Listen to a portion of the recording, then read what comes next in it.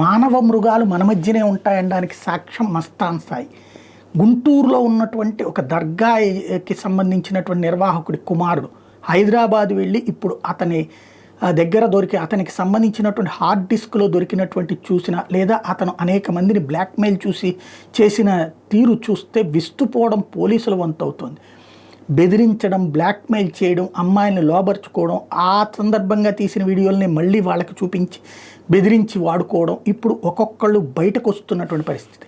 ఇప్పుడు నిఖిల్ నోరు విప్పితే మరికొన్ని రహస్యాలు బయటకు వచ్చేటటువంటి అవకాశం ఉంది. ఆ వరలక్ష్మి ఫుడ్స్ యజమాని బయట నోరు విప్పితే మరికొన్ని రహస్యాలు బయటకు వచ్చే అవకాశం ఉంది. వాళ్ళు ఇప్పుడు బాధితులా లేకపోతే కనుక సహచరుల, ఇతని సహచరుల, ఇతనితో పాటు పాత్రదారుల అనేది తెలియాల్సి ఉంది. అనేక మంది అమ్మాయిల జీవితాలతో చెలగాటమాడినటువంటి ఇలాంటి కిరాతకుడికి సంబంధించినటువంటి విషయంలో పూర్తి నిజాలు బయటకు వస్తూ ఉన్నాయి. 1 by 1 ప్రారంభమైన ఇది పూర్తి వ్యవహారం. అసలు ఎలా బ్లాక్మెయిల్ చేయగలుగుతున్నాడు ఇతను, అంతమంది ఎట్లాగ ఇతన్ని నమ్మారు అన్నటువంటి చూడాల్సిన అవసరం ఉంది.